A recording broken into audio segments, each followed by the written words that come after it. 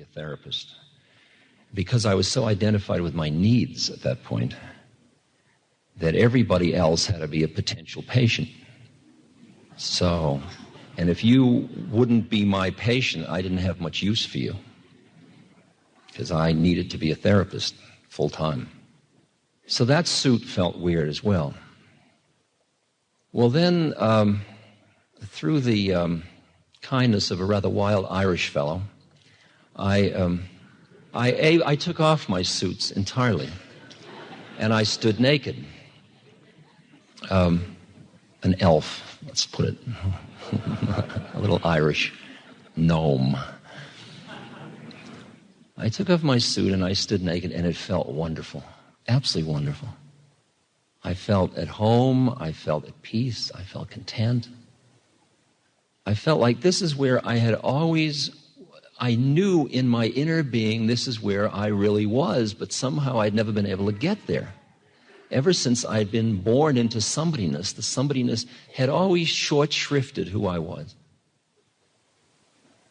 As my friend pointed out, you have to go out of your mind to use your head. And that what I had been trained in was an ego structure, a conceptual structure that defined who I was and who everybody else was. And most people learn these structures, and they're like huge mind nets that come out of your head. And you walk down the street, and you're somebody. You say, you know who you are. You dress like somebody. Your face looks like somebody. Everything is somebody-ness. This is who I am. This is who I am. This is who I am. This is who I am. This is who you are. This is who you are. And everybody is reinforcing their structure of the universe over and over again. And they meet like two huge things meeting. This is who I am. This is who you are. And we enter in these conspiracies. I'll make believe you are who you think you are.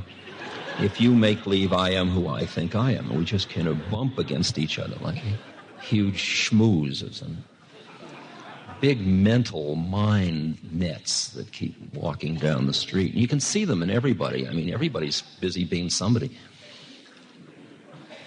Well, so when I got out of my somebodyness, which was very cramped, I mean, it was like a prison to me. I didn't want to go back to prison. It's like you go out and you see the stars and you smell the air, and then they say, okay, chemicals wearing off, back into prison. And you don't want to go. You say, no, but you go anyway. And you go back into your suit. And you feel weird again. You feel doubly weird now because you know that that isn't who you are, but you're caught in it. So that starts quite a journey. It did for me anyway. Because it started a journey in which my object was to get high, was to get out of my suit. It was to get out of my physical, psychological identities, which felt extremely limited. And I would get incredibly free and high and clear and in love.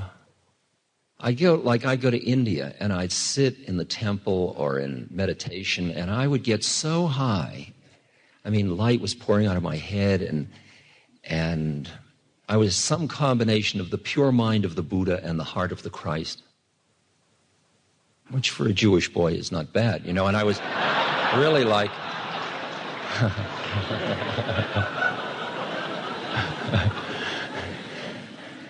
I'd be out there, you know, and I'd come back to the States, and I'd go to visit the family.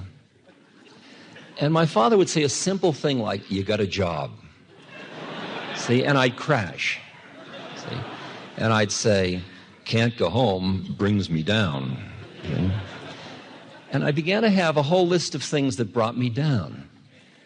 I mean, cities brought me down, money brought me down, politics brought me down. And I found myself, interestingly enough, wearing a new kind of a suit. It was like, I'm very high. Don't get near me. I'm very high. Okay. And something felt wrong about it.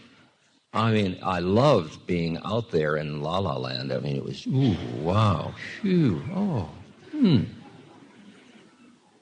I mean, you go out, or in, or up, or down. There's no space. That's all phony. But you go wherever you go. That's another plane of consciousness, which is right here, actually. And you look around, and everybody's Mishpacha, everybody's the family.